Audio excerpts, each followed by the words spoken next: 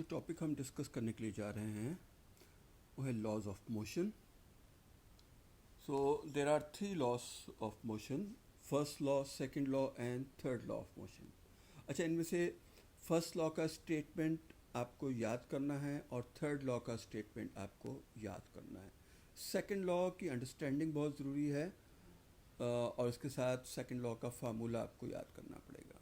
ठीक है, so one by one हम डिस्कस करते हैं। पहला लॉ है फर्स्ट लॉ ऑफ मोशन। मैं इसका स्टेटमेंट लिखता हूँ, फिर हम इसको डिटेल में डिस्कस करेंगे। First law of motion state करता है कि an object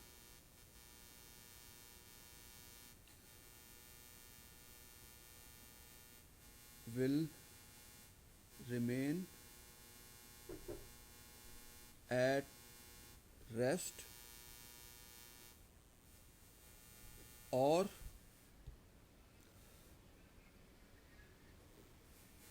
continue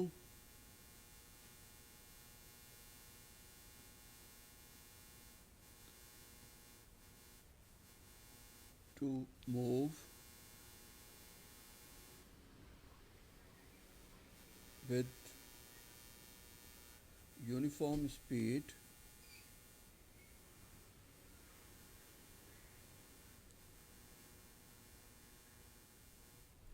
in a straight line.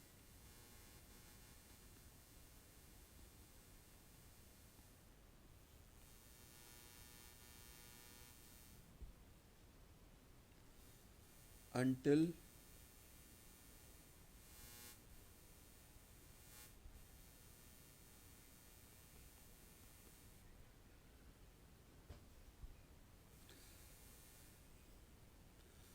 a resultant force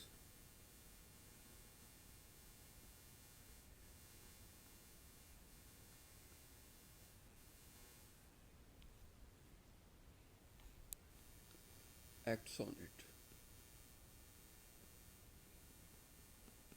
तो सिंपल सी बात वो हमसे कहता है कि ऑब्जेक्ट जो है वो हमेशा रुका हुआ रहेगा और अगर मूव कर रहा है तो हमेशा कांस्टेंट स्पीड से और स्ट्रेट लाइन में मूव करेगा जब तक उस पर कोई रिजल्टेंट फोर्स, कोई नेट फोर्स, कोई एक्सटर्नल फोर्स, कोई अनबैलेंस फोर्स एक्ट ना करे। बहुत ही सिंपल सा लॉ है। फॉर एग्जांपल आपके क्लासरूम में जो चेयर्स हैं they will remain there for years until someone moves on it.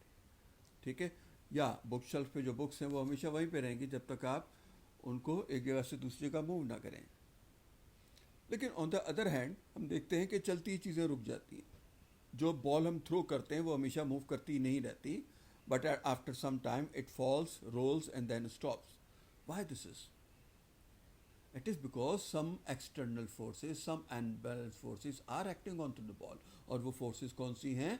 वो फोर्सेज हैं एयर रेजिस्टेंस, ग्राउंड रेजिस्टेंस, जो आहिस्ता आहिस्ता बॉल को स्टॉप कर देती हैं। यही अगर हम कोई स्पेस पे कोई ऑब्जेक्ट फेंकें जहाँ पे कोई एक्सटर्नल फोर्स नहीं होगी तो that object will continue to move. So this is the understanding of first law of motion. इसका स्टेटमेंट आपने याद करना है। अच्छा, फर्स्ट लॉ ऑफ मोशन को हम एक और नाम भी देते हैं, we also known as law of inertia. अब ये इनर्शिया क्या चीज़ है? इनर्शिया बेसिकली फर्स्ट लॉ ही है। फर्स्ट लॉ की ही एक दूसरा आप कह सकते हैं कि एक दूसरा पॉइंट ऑफ व्यू है फर्स्ट लॉ को अंडरस्टैंड करने का। What is inertia? Let me write the definition and then will discuss. It is the property of mass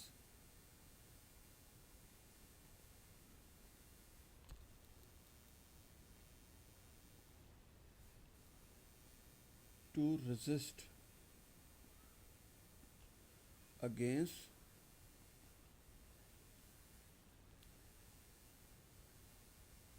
any change in its state of rest or state of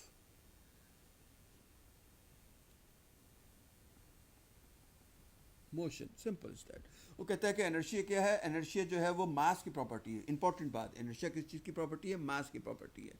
और ये क्या property है, ये change के against resist करता है। यानी कि अगर एक ऑब्जेक्ट रुका हुआ है तो वो रुके चाहेगा कि रुका हुआ रहे, और अगर आप इसको मूव कराने की कोशिश करेंगे तो वो रेजिस्ट करेगा, अपोज करेगा। इसी तरह एक चलता हुआ ऑब्जेक्ट चाहेगा कि हमेशा स्ट्रेट लाइन में यूनिफॉर्म स्पीड से चलता रहे जब तक कोई उस पर फोर्स ना लगे, और अगर उसको स्टॉप करने की कोशिश की जाएगी तो वो उसके अगेंस्ट रेजिस्ट करेगा। बहुत ही कॉमन सी एग्जांपल हमें इसकी मिल जाती हैं। फॉर एग्जांपल, अगर आप एक कार में बैठे हुए हैं और ट्रैवल कर रहे हैं, कार में इमरजेंसी ब्रेक लगते हैं तो यू फॉल फॉरवर्ड, आप आगे की तरफ गिर जाते हैं। और उसका रीज़न सिंपली क्या है कि जब कार रुकती है तो आपकी बॉडी इनर्शिया की वजह से मूव करना चाहती है और रुकने से रिफ्यूज़ कर देती है, मना कर देती है। एज अ रिज़ल्ट जब कार रुक जाती है लेकिन आपकी बॉडी कंटिन्यू मूव करने के चक्कर में आगे चली जाती है, and you feel a jerk forward. Similarly, अगर कार इमीडिएटली एक्सलरेट करती है तो आपकी बॉडी को पीछे की तरफ जर्क लगता है। रीज़न क्या है उसका, कि जब कार एक्सलरेट आगे की तरफ करती है तो आपकी बॉडी इनर्शिया की वजह से मूव करना नहीं चाहती, इसलिए वो पीछे की तरफ बैकवर्ड चली जाती है। बहुत सी कॉमन एग्जांपल, बहुत आसान सी बात है। आप एक साइकिल को आसानी से रोक सकते हैं लेकिन एक कार को आसानी से नहीं रोक सकते।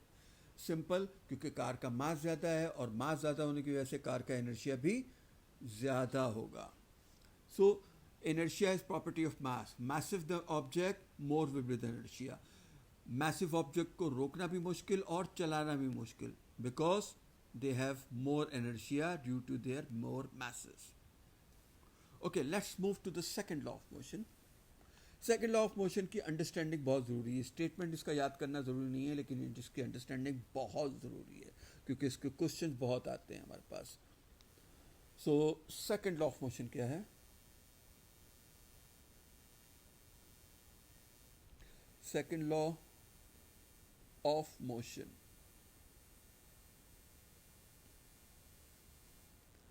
सेकेंड लॉ ऑफ मोशन हमसे ये कहता है कि जब किसी ऑब्जेक्ट पे कोई नेट फोर्स लगती है तो उसमें एक्सेलरेशन प्रोड्यूस होती है। एक्सेलरेशन की डायरेक्शन वही होती है जो नेट फोर्स की होती है। एक बात।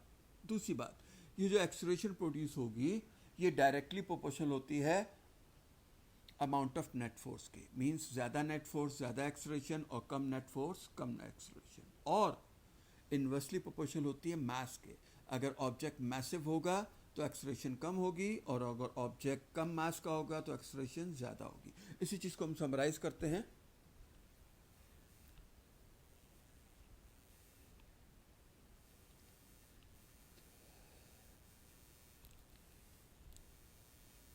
When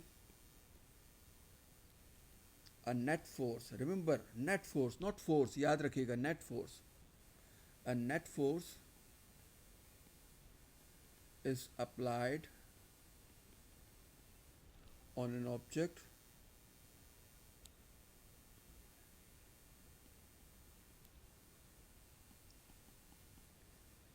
it produces an acceleration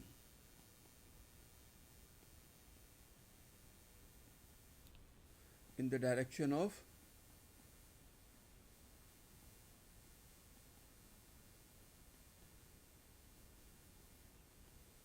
net force।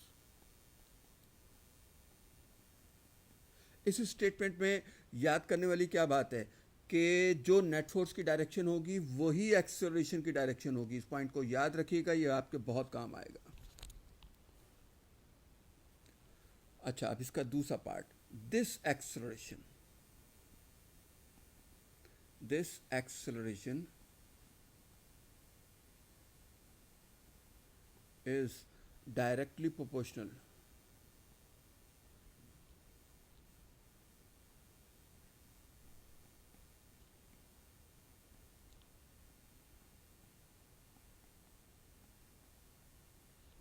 to the amount of net force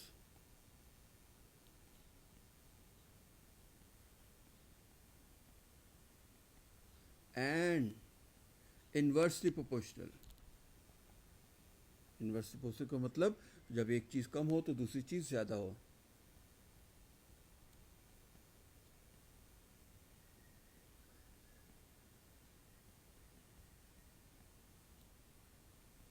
to the mass of the, इसका स्टेटमेंट याद करने की ज़रूरत नहीं है, सिर्फ अंडरस्टैंड कर लीजिए। एक दफ़ा और बता दूं, पहली बात इस लॉ में क्या कही गई है कि एक्सलेरेशन की डायरेक्शन वही होती है जो नेट फोर्स की होती है, एक बात। दूसरी बात, एक्सलेरेशन ज़्यादा होगी अगर नेट फोर्स ज़्यादा होगी, एक्सलेरेशन कम होगी अगर नेट फोर्स कम होगी, यानी कि एक्सलेरेशन और नेट फोर्स डायरेक्टली रिलेशन में है। तीसरी बात, अगर बॉडी मैसिव होगी तो एक्सलेरेशन कम होगी, बॉडी लाइट वेट होगी तो एक्सलेरेशन ज़्यादा होगी, यानी कि मास और एक्सलेरेशन इन्वर्सली प्रोपोर्शनल है। अगर इस स्टेटमेंट को मैथमेटिकली लिखूँ मैं, तो मैथमेटिकली मैं लिख सकता हूँ कि एक्सलेरेशन डायरेक्टली प्रोपोर्शनल है एफ के। रिमेंबर, यहाँ एफ रिप्रेजेंट कर रहा है नेट फोर्स को और एक्सलेरेशन इन्वर्सली प्रोपोर्शनल है मास के। इन दोनों को अगर मैं कंबाइन करता हूँ तो हमारे पास हो जाता है A proportional to F over M, और अगर मैं एफ को सब्जेक्ट बनाऊँ तो हमारे पास इक्वेशन बन जाती है F is equal to M A. आपने इस पूरे उसमें जो याद करना है वो ये फार्मूला है, F is equal to M A. कुछ लोग इसको एफ इज इक्वल टू माँ के नाम से याद करते हैं, एफ इज इक्वल टू माँ, F is equal to M A.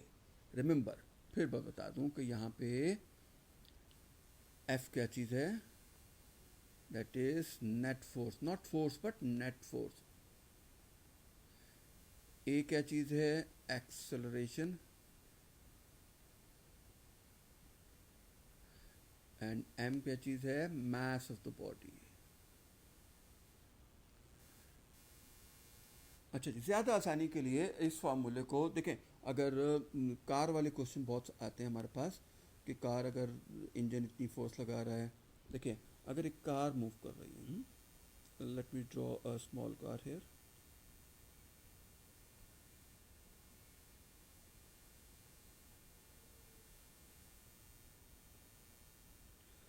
Okay, अगर ये कार ट्रैवल कर रही है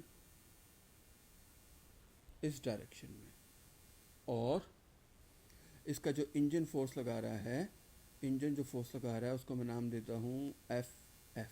F F mean forward force, और जो इस पर जो टोटल रेजिस्टेंस एक्ट कर रही है उस रेजिस्टेंस में ग्राउंड की और टायर की रेजिस्टेंस भी आ जाएगी और एयर रेजिस्टेंस भी आ जाएगी। लेट मी कॉल जो रेजिस्टेंस एक्ट कर रही है उसको मैं करता हूँ F B, B for backward. तो F F forward force, F B backward force. तो नेट फोर्स कैसे निकलेगी, नेट फोर्स निकलेगी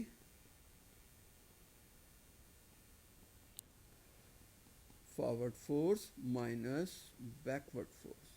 तो ये फार्मूला हम इस तरीके से भी लिख सकते हैं, ये हमें कुछ क्वेश्चन को सॉल्व करने में हेल्प करेगा। और वो क्या है, F is equal to M A. अब इसमें एफ क्या है, नेट फोर्स है, नेट फोर्स की जगह हम लिख सकते हैं F F forward force minus F B backward force is equal to M A. So अगर इस तरीके से याद करेंगे तो कुछ क्वेश्चंस में आपको ये हेल्प करेगा।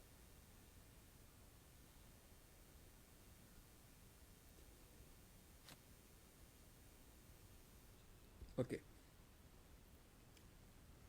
So hope you understand second law of motion.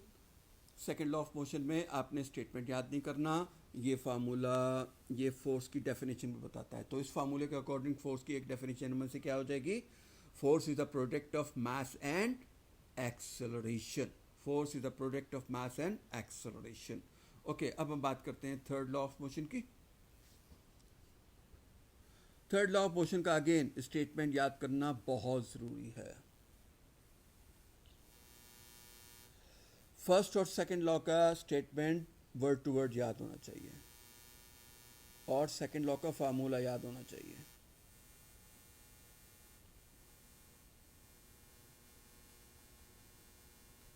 Third law of motion, third law of motion आसान सी बात है, क्या कहता है हमसे कि to every action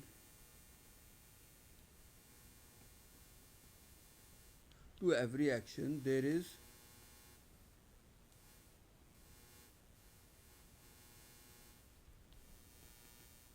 always an equal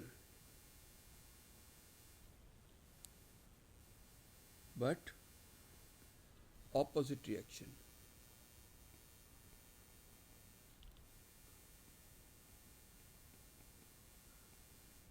her action का एक रिएक्शन होता है. ये जो रिएक्शन होता है वो क्वांटिटी में तो सेम होता है, लेकिन इसकी डायरेक्शन एक्शन के बिल्कुल ऑपोजिट होती है. ठीक है. To every action there is always an equal but opposite reaction. बहुत सी इसकी एग्जाम्पल आ सकती हैं, तो एग्जाम्पल्स को जहन में रखिएगा. फॉर एग्जाम्पल अगर हम कहते हैं कि जनाब ये एक वॉल है,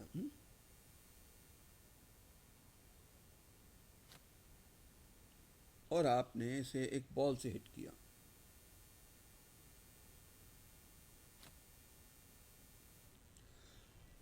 तो जब आपने इसको बॉल से हिट किया, ये क्या है? बॉल है,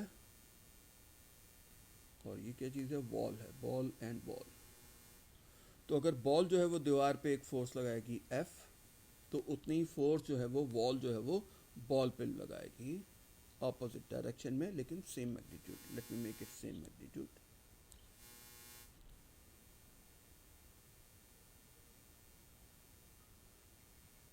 तो देखिए रिएक्शन ऑपोजिट डायरेक्शन में हो गया, लेकिन उसका साइज सेम होगा. ठीक है. सिमिलरली बहुत सारी एग्जांपल हैं. When you fire a gun, अगर आपके पास एक गन है,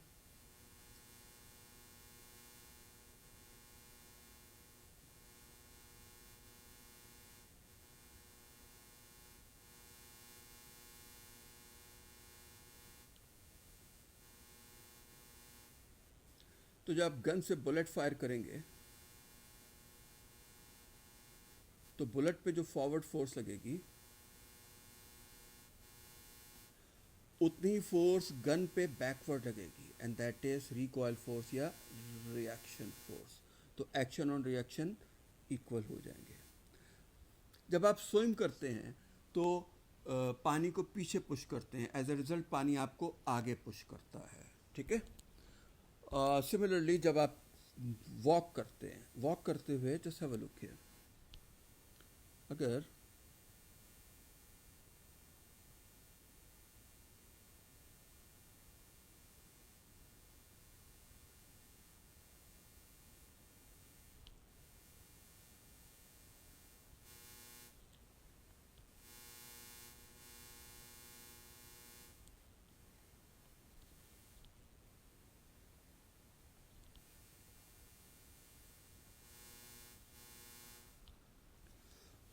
जब आप वॉक करते हैं तो ज़मीन को पीछे की तरफ पुश करते हैं,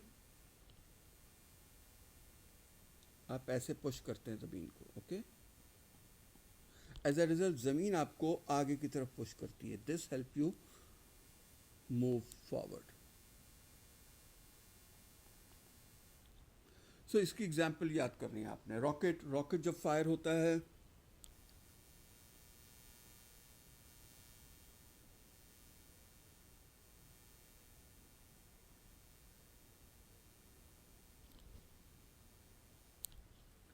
हॉट गैसेस मूव्स आउट.